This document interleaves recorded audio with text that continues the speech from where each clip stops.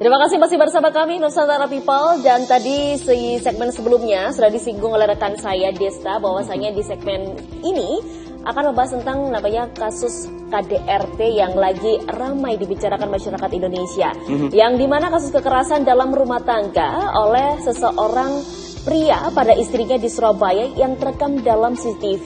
Diduga telah terjadi puluhan tahun, saat ini dalam proses kepolisian. Penanganan dan penetapan tersangka juga telah dilakukan pemirsa, jadi pemeriksaan saksi juga masih berjalan sebagai tambahan keterangan polisi. Setelah menyampaikan informasi terakhir di 27 Agustus 2024 lalu, setelah polisi melakukan gelar perkara dan menaikkan status kekerasan dalam rumah tangga oleh pelaku inisial HU kepada istrinya inisial S naik pada tahap penyidikan. Kasat Reskrim Polrestabes Surabaya AKBP Aris Purwanto memaparkan dari hasil pemeriksaan dan penyitaan barang bukti dan pemeriksaan psikologis yang dilakukan di Rumah Sakit Bayangkara Surabaya terhadap korban dan anak korban. Pihaknya melakukan penetapan status tersangka pada pelaku HU. Kita melakukan pemeriksaan terlapor sebagai saksi dan melakukan penyitaan beberapa barang bukti. Dari hasil pemeriksaan para saksi dan penyitaan barang bukti dan pemeriksaan psikologis yang dilakukan oleh Rumah Sakit Bayangkara terhadap korban dan juga anak-anak korban, pada tanggal 2 September 2024 kita sudah melaksanakan gelar perkara penetapan tersangka, tersangka atas nama HU. Setelah pelaksanaan gelar perkara penetapan tersangka, kita langsung melakukan karena ada beberapa bukti yang belum kita dapatkan terkait dengan pipa, kita langsung melakukan upaya paksa penangkapan terhadap tersangka HU.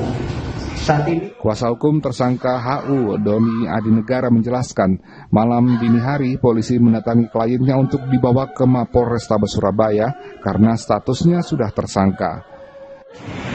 Jadi upaya hukum kami sebagai tim kuasa hukumnya yang baru tahu kabarnya tadi pagi itu, kita tetap mengajukan upaya penangguhan. Ya, kita sudah buatin surat penangguhannya. Nanti setuju enggak, mudah-mudahan setuju aja gitu. Kita sebagai tim pembela ya tetap mengajukan itu. Belum bicarakan, kami belum ketemu sesama tim pembela ini, tim penasihat hukum belum saling ketemu. Jadi saya juga baru datang. Ada beberapa tim kita yang sudah di atas sana. Dan nanti setelah ini kita bicarakan, tentunya konsultasi dulu dengan klien. Kita bisa nggak, boleh nggak seperti ini kan gitu. Harapannya apa yang kita laporkan juga ditindaklanjuti kan. Tapi kan laporan dari Bu Sherly kan duluan. Jadi kita kan beberapa hari yang lalu ya apa itu. Jadi ya pastinya ada proses gitu. Kita juga baru mengumpulkan saksi bukti-bukti dari laporan kami gitu. Upayanya saat ini yaitu surat penangguhan. Di sisi lain, pihak kliennya juga telah melaporkan balik korban dengan laporan pemerasan dan penyebaran video asusila.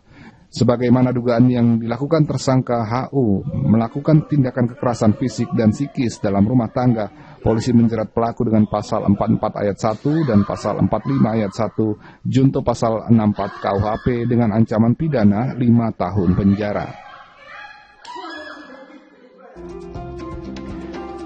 Saya yakin kalau ngelihat video seperti ini, apalagi perempuan-perempuan yang dalam video itu juga menjadi korban pemukulan, kekerasan dari rumah tangga, pasti emosi ya. Tapi coba kita bahas dengan lebih tenang, dengan kepala dingin. Ya, tapi hati itu tersayat terus bingung karena kita tuh cuma bisa melihat dan tidak bisa berbuat apa-apa gitu loh. Makanya kita coba nih lihat dari pandangan dari seorang psikolog. Kita bersama dengan Ibu Vini Rahmatika, SPSI, MPSI psikolog yang sudah tersambung secara daring. Selamat pagi Bu Vini. Selamat pagi. Selamat pagi Bu Vini, terima kasih bergabung bersama dengan Jawa Pos Update. Kita lihat dari salah satu pemberitaan tadi bahwa kekerasan dalam rumah tangga itu terjadi, tapi nggak cuma di berita itu aja ya, kemarin-kemarin juga banyak gitu. Saya pengen tahu pendapat dari Ibu Vini terlebih dahulu, sebenarnya apa nih yang membuat faktor KDRT ini lately atau belakangan ini jadi meningkat dan banyak yang terungkap gitu? Oke. faktornya ya, terjadinya KDRT itu bisa dari masa lalunya pelaku, dari pola asuh, terus dari kematangan emosinya, juga kemampuan komunikasi yang kurang memadai, terus adanya ketimpangan relasi, bisa jadi ini karena budaya patriarki ya, merasa berkuasa, kemudian jadi dia bersikap otoriter dan dominan, kemudian menganggap bahwa memukul itu salah satu bentuk mendidik atau menghukum. Kemudian juga ada faktor ekonomi, terjerat judi online misalnya gitu. Kemudian ada kesenjangan finansial, misalnya penghasilan istri lebih besar daripada penghasilan suami, atau tekanan-tekanan psikologis akibat dari tekanan sosial ataupun tekanan dari masyarakat, misalnya terus orang kalau di PHK atau suami di PHK terus dianggap menganggur kalau jadi driver ojol gitu kan, itu juga menjadi tekanan ya, sehingga itu juga bisa menimbulkan suatu kekerasan. Jadi nggak cuman ketika istrinya tidak bekerja tapi suaminya yang menjadi tulang punggung keluarga, tapi juga ketika bahkan suaminya juga tidak bekerja, ini juga menjadi tekanan-tekanan yang muncul gitu ya, Bu Vini ya? Bisa jadi, betul. Kita melihat sosok laki-laki ini kan memang menjadi tulang punggung keluarga, value yang ada di masyarakat, ya kan? Apabila ada kesenjangan bahwa suami jadi apapun itu yang tadinya gitu ya, misalnya di PHK mendapat jabatan yang tinggi, kemudian menjadi driver ojol, itu kan tidak bisa diterima juga kan, banyak yang tidak bisa menerima atau menjadi cibiran di masyarakat kan gitu. Status sosial, stigma. Jadi sebenarnya dengan kondisi-kondisi itu menjadi peluang besar ini akan menjadi tekanan dan akhirnya berujung KDRT. Tapi Bu Vini, ini mungkin saya mau kasih pertanyaan, kalau misalkan dalam sebuah rumah tangga kalau terjadi KDRT, pihak korban itu sebenarnya harus melakukan apa sih hal pertama yang harus dilakukan sebenarnya Bu Vini? Ya, harusnya speak up ya. Harus berani mengatakan bahwa dia merasa sakit jika diperlakukan demikian, baik secara fisik ataupun secara verbal. Kemudian harus berbicara ke orang dia percaya gitu. Kalau hanya diam saja kan suami atau pasangan Allah amini kalau kita itu oke-oke aja kan. Intimidasi kan seperti itu.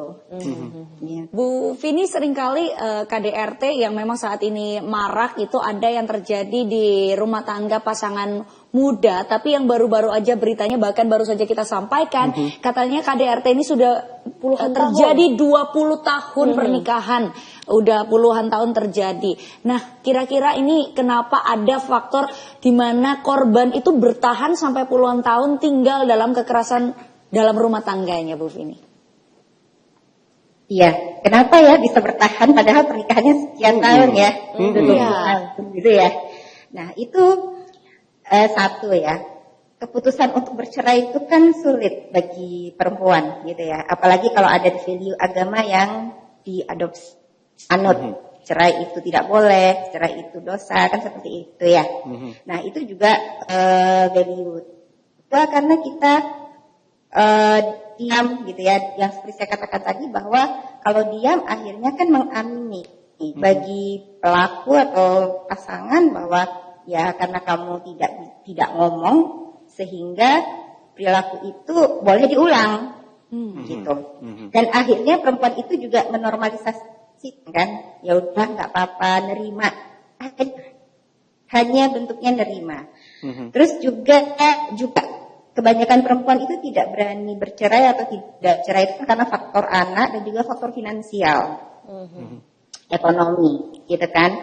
Tidak bekerja, tidak punya penghasilan kecuali dia diberikan oleh pada suaminya. Kemudian juga ada juga loh yang bertahan itu karena orang tua dari istri, ya, itu akan menjadi menjadi janda gitu ya. Menjadi stigma sosial yang memalukan, tabu gitu loh. Jadi banyak bertahan seperti itu. Di beberapa kasus yang saya tangani, banyak ya seperti itu. Aduh, saya sebenarnya udah nggak tahan gitu ya.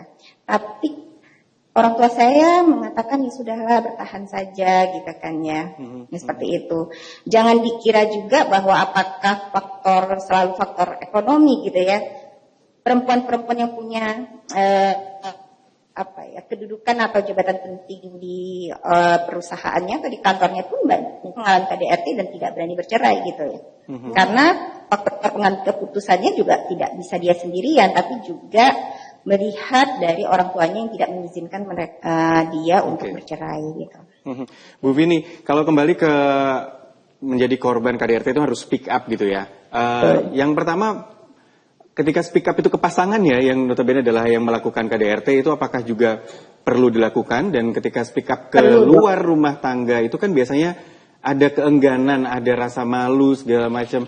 Kemana sebenarnya yang pertama harus dilakukan? Apakah memang harus mencari konsultan psikologi? Bisa diulang agak putus? Ya, ketika harus speak up ke luar dari lingkung rumah tangga ini, apakah harus ke orang tuanya mungkin, ke teman atau ke psikolog sebenarnya untuk konsultasi? Intinya bisa dipercaya dan memberikan dia penguatan, gitu ya. Oke, mencari support berarti ya. Penguatan itu, ya diberikan penguatan. Kalau ke orang tua atau tua tapi dia mendapatkan feedbacknya sama seperti yang dulu, misalnya gak usah lah, diterima aja, gitu kan ya. Nanti kalau kamu bercerai nanti bla bla bla bla, gitu kan ya. Itu kan penguatan sebenarnya kan, gitu kan. Terus kemudian kalau ke teman lihat dulu temannya, gitu kan. Apakah temannya juga bisa memberikan penguatan? Kalau bisa ke profesional baik gitu, karena pasti akan mendapatkan alternatif solusi apa yang bisa membantu gitu. Bisa ke psikolog, bisa ke Komnas Perempuan, bisa berikan solusi, penguatan dan juga mungkin perlindungan gitu kan. Oke. Baik. Ini harapannya sih sebenarnya dengan ada bantuan ini ada penguatan dan termasuk juga untuk bisa merubah seseorang yang melakukan KDRT. Tapi kadang-kadang stigmanya adalah nggak akan bisa berubah orang yang udah KDRT gitu. Nanti kita lanjutkan dialognya usai jeda. Bu Vini masih bersama kami. Kami akan segera kembali pemirsa. Dan Siki.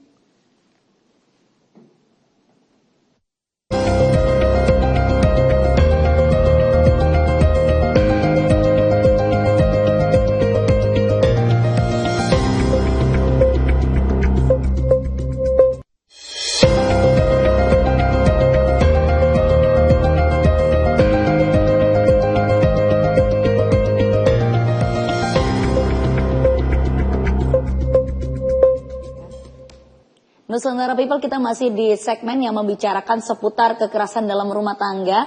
Satu segmen yang sempat kalau dulu-dulu tuh dianggap tabu, tapi karena akhir-akhir ini semakin marak, semakin banyak yang speak up, timbullah keresahan di masyarakat. Ini kenapa sih pada KDRT semua pada kelihatan aslinya gitu. Dan kita memiliki grafis data dari Kemen PPPA KDRT di Indonesia selama tahun 2024. Kita cek terlebih dahulu yuk. Jumlah kasus KDRT menurut data Kemen PPPA yang ada di sini diinput dari tanggal 1 Januari 2024 hingga saat ini terdiri dari data yang telah terverifikasi dan data yang belum terverifikasi. Korban laki-laki juga ada, 3.615 orang, dan korban perempuan ini jauh berlipat. Ada 14.703 orang dari 16.933 kasus yang terdata. Ini cukup banyak ya penyebarannya di Indonesia pun. Ada peta sebaran jumlah kasus kekerasan menurut provinsi di tahun 2024. Jadi yang warnanya semakin terang, semakin gelap, itu semakin tinggi angkanya. Kita lihat di Jawa sangat mendominasi, hampir merata ya. Jawa Barat, Jawa Timur, Jawa Tengah. Ya. Semuanya dengan warna yang gelap ya. Tapi juga terjadi terjadi di semua beberapa ya. Wilayah lain nih. Cuman memang ada yang lebih dominan dan data ini juga kalau dari secara grafis kita lihat memang yang terendah di Papua secara statistik ya, tapi mungkin ini juga bukan jumlahnya kecil, tapi mungkin juga pendataannya atau mungkin yang speak up belum banyak juga gitu. belum banyak. Dan ini Jawa Barat, Jawa Tengah dan Jawa Timur memang cukup tinggi menyumbangkan nilai yang tinggi ya, jumlahnya sampai ribuan kasus kekerasan yang terjadi. Semoga semuanya diusut dan bisa selesaikan ya. Iya, betul. Ini rate perempuan korban kekerasan, ini di grafisnya juga terlihat cukup tinggi, terutama bahkan di Kalimantan nih, di kawasan Kalimantan, di Kalimantan Timur ini juga rate-nya cukup tinggi. Jadi ini yang memang membuat bahwa ya angka kekerasan dalam rumah tangga ini ternyata memang ada dan jumlahnya cukup besar, dan ini harus menjadi perhatian bersama nih. Betul. Supaya ini bisa, kalau bisa landai aja, nggak ada grafis yang sedemikian tinggi. Masyarakat juga terus menyuarakan dari para demonstran gitu kan ya, untuk membela hak-hak orang yang menjadi korban. Karena yang kita tahu yang menjadi korban nggak cuma wanita aja, pria juga bisa menjadi korban, walaupun memang jumlah kekerasan yang terjadi banyak korbannya adalah wanita. Berdasarkan jumlah kasus tempat kejadian juga ada rumah tangga yang pastinya angkanya sampai 10.432 kasus. Lalu ada tempat kerja, sekolah, fasilitas umum, lembaga pendidikan, kilat, dan lain-lainnya. Lalu bentuk kekerasan juga ada yang fisik, psikis, seksual, penelantaran juga ada, dan eksploitasi. Waduh. Yang terbanyak adalah Pastinya fisik dan psikis hampir seimbang gitu ya. Ini yang dialami gitu ya. Jadi dan ternyata paling tinggi adalah kekerasan seksual. Kekerasan seksual 7.000 lebih ya. Luar biasa, ini sangat prihatin sekali. Kita masih juga akan kembali dengan Ibu Vini tentunya. Bu Vini, kita melanjutkan lagi dialog kita terkait dengan kekerasan dalam rumah tangga cukup tinggi ternyata di Jawa. Meskipun di wilayah-wilayah provinsi lain di Indonesia juga terdata, tapi angkanya yang memang cukup tinggi ada di Jawa. Kembali ke melanjutkan pertanyaan saya tadi, kalau hubungan pernikahan itu kan biasanya diawali dengan pengenalan, penjajakan, pacaran. Kayaknya manis-manis gitu ya.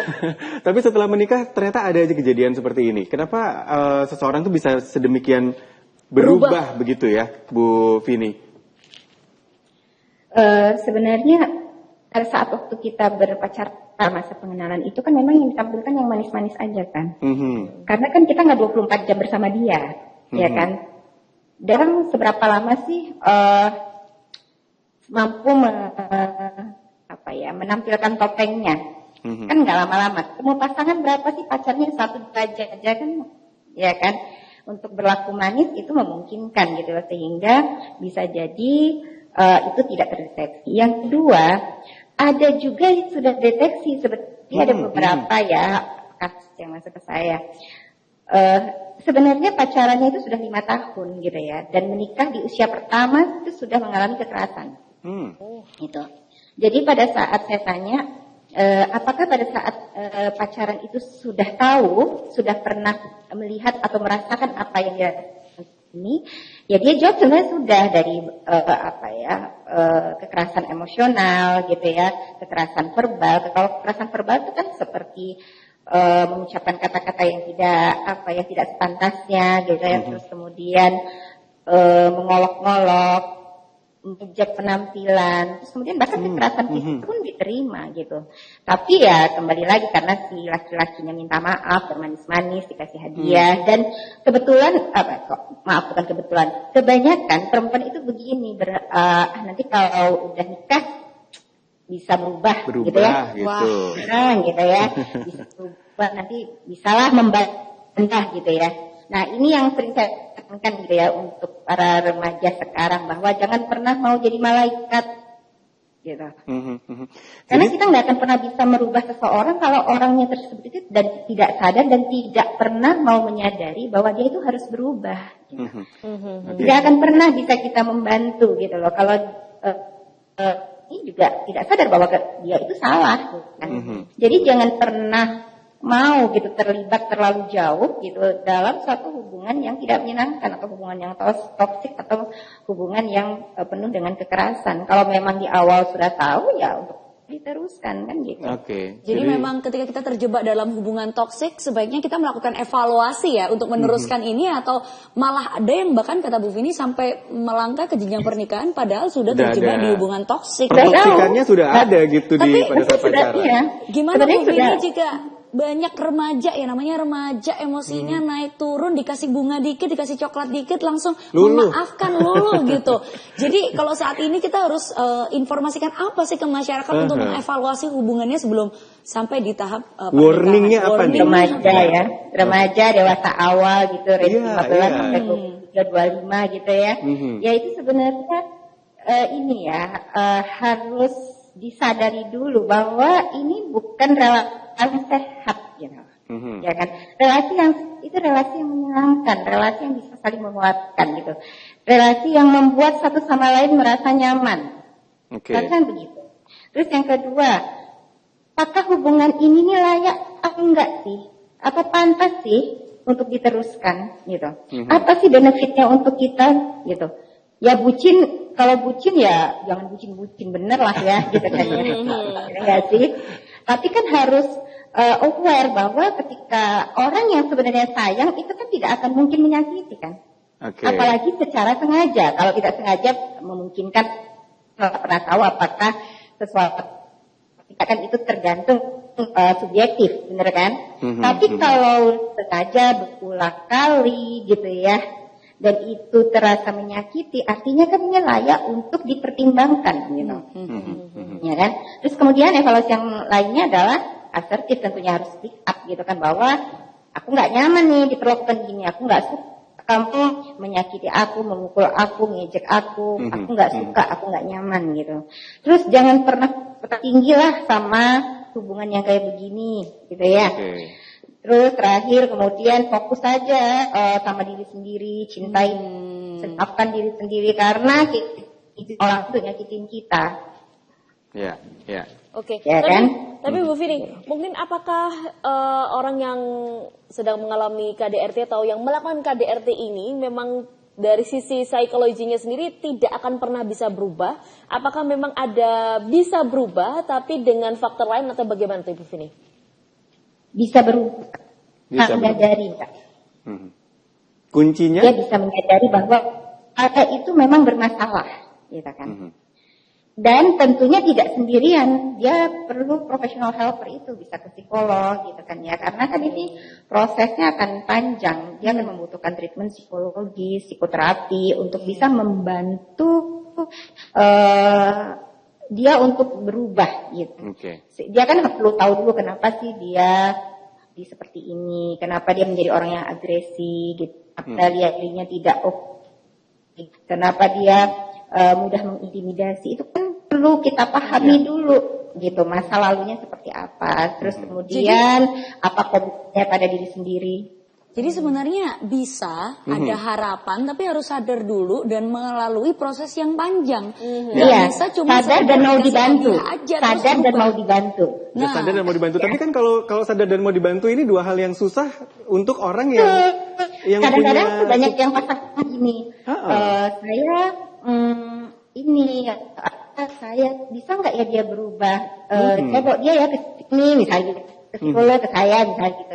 Terus saya bilang, ya monggo saja, asal orangnya mau gitu, asal orangnya bersedia, asal orangnya memang mau dibantu, butuh dibantu. Memang satu saat dan memang untuk berubah dan paham bahwa perilaku ini menyakiti. Tapi kalau seandainya dia merasa bermasalah dan apa yang dia lakukan itu adalah hal yang wajar, orang misalnya dia katakan dulu kakek saya melakukan itu, dulu ayah saya melakukan itu, berarti kan saya nggak apa-apa melakukan itu padamu. Ya, artinya kan gimana mengubahnya? Pikirannya belum terbuka berarti kalau udah kayak gitu ya.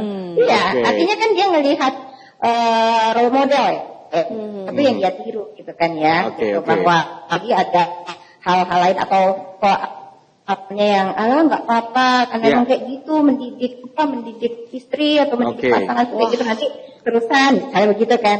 Itu kan semakin penguatan dia kan semakin besar untuk melakukan itu. Baik Bu Vini, nanti kita lanjutkan lagi nih. Kita juga pengen tahu nih gimana lebih sih dalam ya pendapat masyarakat terkait dengan hubungan yang toksik. Kita buka dulu kata mereka. Saya merakyat. Selain itu juga pernah memimpin di suatu wilayah. Dari yang saya lihat sih kemungkinan ya.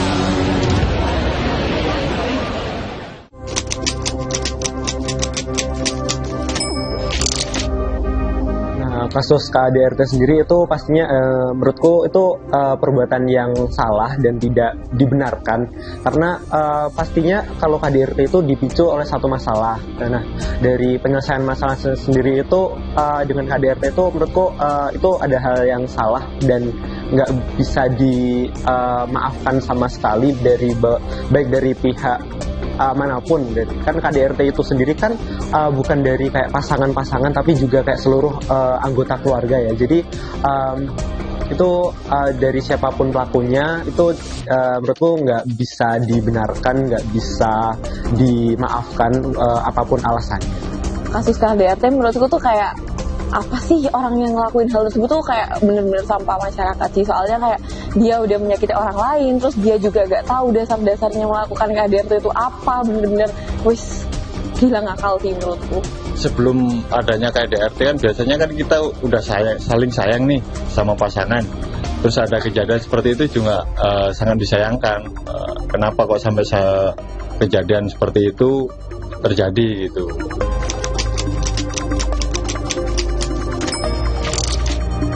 Kalau faktor utamanya mungkin bisa dari lingkungan ya, soalnya kan kita sikap yang kita ambil itu bisa lebih banyak dipengaruhi oleh lingkungan. Jadi aku percaya kalau kita melakukan KDRT itu orangnya selain internalnya emang jelek aja ya sifatnya, itu pasti gara-gara lingkungan juga. Oke, mungkin bagi setiap orang itu nanti faktornya beda-beda. Tapi yang paling sering ditemui itu yang pertama itu menurutku ada masalah ekonomi. Ya, karena kan tentang ekonomi ini sangat menunjang banyak hal dan berkaitan dengan banyak hal ya. Jadi kalau ada masalah di situ itu kayak bisa membuat masalah baru lagi. Kurangnya komunikasi ya Mbak, yang pertama itu antar pasangan, kemudian tidak saling terbuka itu. Ada juga faktor KDRT yang merupakan bawaan dari gaya pacaran sebelumnya. Jadi mungkin perselingkuhan sebelumnya yang tidak bisa diubah gitu Mbak. Ya, jadi terbawa di rumah tangga gitu. Kebanyakan yang untuk di kasus umum itu untuk KDRT kebanyakan memang untuk kasus ekonomi lah, perekonomian lah, istilahnya seperti itu sih.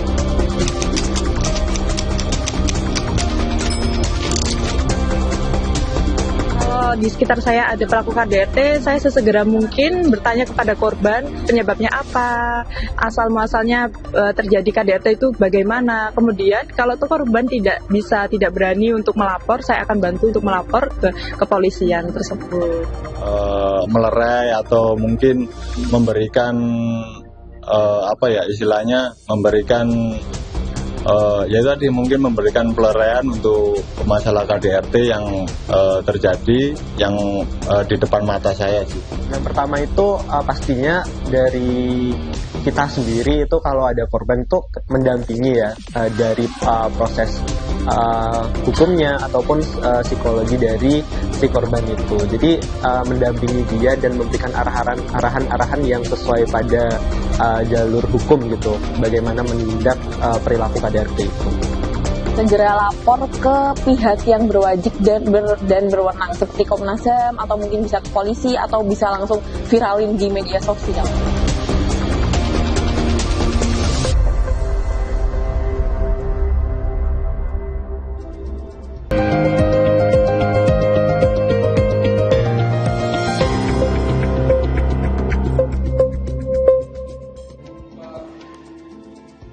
Ya, Nusantara People, kita masih terhubung bersama dengan Ibu Vini Ramatika, SPSI, MPSI, psikolog terkait dengan kekerasan dalam rumah tangga.